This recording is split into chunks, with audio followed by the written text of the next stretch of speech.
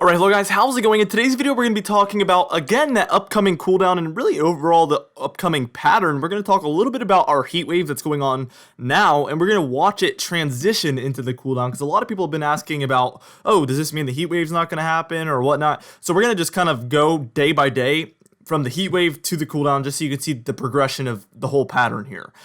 And before we get started with this video though, I would ask that you do subscribe if you do like weather related content, and also make sure to share this video with your friends, family, and social media. Now for today's comment of the day, I want to know, what is your favorite nationality of food? So like Mexican, Italian, American, Chinese, anything like that. And if you guess mine, or if you pick mine, the first person to pick mine, I will be picking for tomorrow's comment of the day.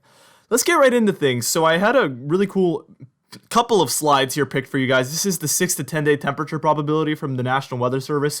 So as you can see, they're completely on board with the March 31st through April 4th cool down here for the eastern United States. You can see blue in the eastern United States, so they definitely are seeing the same thing that I'm seeing as far as a cool down here for the eastern United States. And also their 8 to 14 day outlook, which is April 2nd through April 8th. It expands even more, so they're even more confident that we will have cool air during that portion. So definitely going to look to be a very cold start to the beginning of April, which is kind of unfortunate for everything as far as like plants and everything. I mean, they're already budding. I can't imagine how many problems that's going to cause. I guess we'll just have to see when we get there, but it's really unfortunate actually. Now we're about to move on, and we're going to start taking a look at our GEFS ensemble model, and we're just going to go day by day. Again, we're going to look at that heat wave and then just take it all the way to the cool down.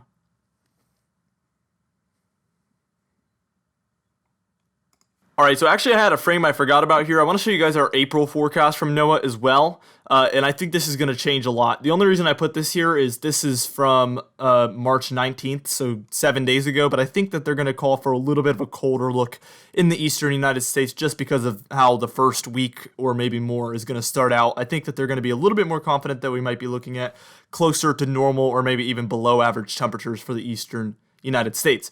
Alright, now for your GEFS. Here is today. We can see that there is a little bit of cold air along the eastern seaboard. It's only 50 degrees here in Virginia right now, and probably up and down the eastern seaboard there, all the way down to the Carolinas. I would assume you're in the 50s. But we do see warmer than normal conditions to our west and to our south there, and those are going to kind of make their way a little bit eastward. This heat wave is actually going to build in before it ends. So let's take a look at tomorrow, which is going to be Friday, and this is at about 8 a.m., and we see that we have above average temperatures, well above average in those pinkish shades, and kind of the darkish reds are even a little bit further above average as well. So again, this heat wave is only going to get warmer before it actually ends here.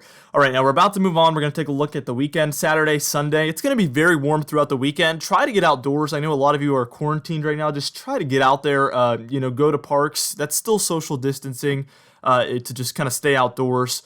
Take a jog. It's going to be really, really nice.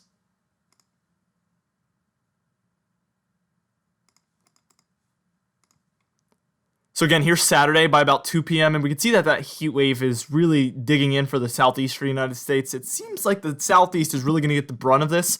I had some people commenting from like the Midwest saying, where's that heat wave? Well, it's going to be a heat wave for areas in the deep south, but I wouldn't necessarily call it a heat wave for Iowa. It's going to be a warm-up for you guys, but it's really, that's why it's tough to make titles for these videos, because sometimes it only applies for some, not all. But really, it is very, very warm for the Deep South. You can ask anybody there, and it is going to be this throughout this weekend. But areas in the Midwest, you're not going to be dealing with a heat wave in March. I'm sorry, it's just hardly possible in my opinion. Let's take a look at Sunday now at about 8 a.m. And you can see that mostly for the eastern seaboard, even up through Ohio, West Virginia, and Pennsylvania, we're at about 12 to 16 degrees above average. So it's going to be quite pleasant, maybe even borderline warm.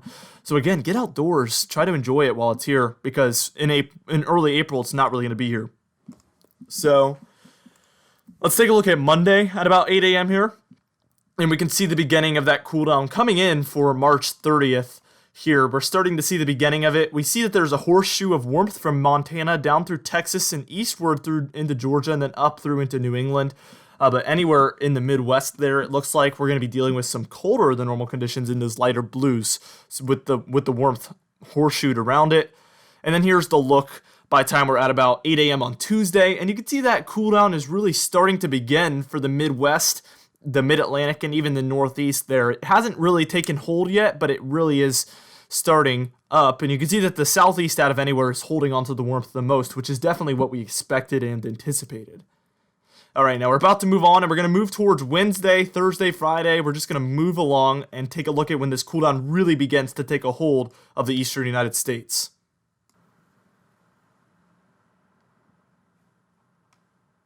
All right, and as you can see, by Wednesday, we're going to be seeing that cooldown actually reach the deep south now. So we're actually going to see those Gulf states finally get this. And it's going to be a big difference for you guys because remember, you guys were the most above average temperatures, and now you're going to start to see the below average temperatures. So it's going to be very drastic, actually. And I'm sure the leaves are just absolutely budding down there. And some of the inland areas down there by the Gulf states, as we were looking at yesterday, if you watched yesterday's video, could get into the 40s and maybe even upper 30s for northern Mississippi and northern Alabama. So that could cause a lot of problems for the budding leaves of trees. I'm up in Virginia and we already have budding plants, so I'm just assuming that further south you guys are dealing with the same thing.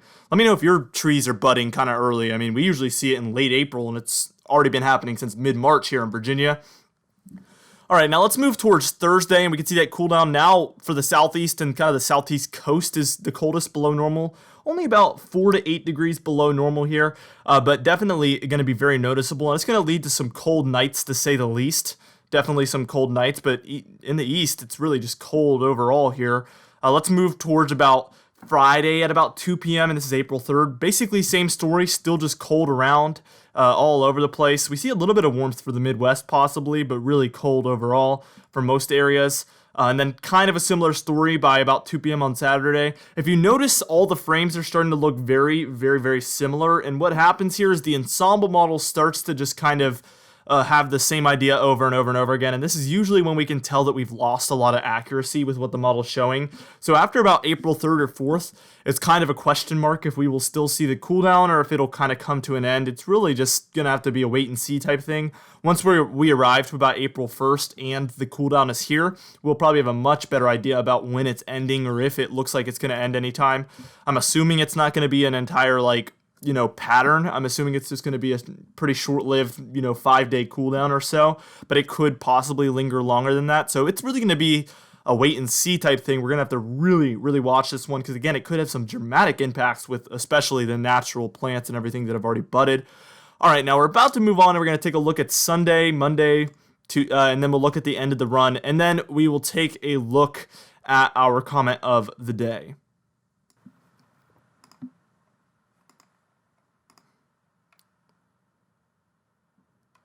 And as you can see here, Sunday looks a little bit different. We do see some yellow showing up for some of the deep south, the Midwest, and even New England, and slightly blue for some of the southeast coast there and some of the mid-Atlantic, but really very, very slight. Again, the accuracy might be struggling a little bit, but it looks like most of the cold is in the west by this point, again, by about April 5th, Sunday at about 2 p.m.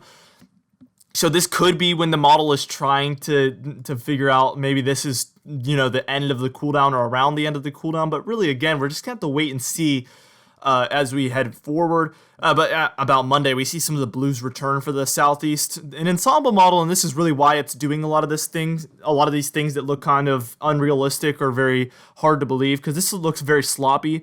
An ensemble model is about 30 models all combined, and it takes the mean average of all of those. So probably what's happening here is we have some that show cold in the east and some that show cold in the west, and it's really leading to this confused look. It's not actually going to look like this. An ensemble model is much more useful in about the medium range. So for April 1st through about April 3rd, we have a very realistic outlook on it. And all the ensemble models, like the Canadian ensemble model, the European ensemble model, they have very, very good agreement, which usually makes our confidence very, very high that we will be seeing something similar to what the models are showing.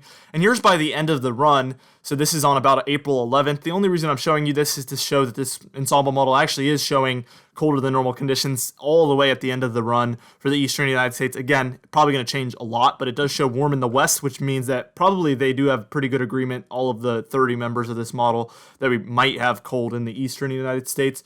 But it's 384 hours out, so really the confidence in that is slight at best. It usually changes past 240 hours. Usually that's not even something you should be paying attention to, but I did find it interesting that all the way at the end of this model run, we did actually see it's still showing the same thing. It's very, very interesting.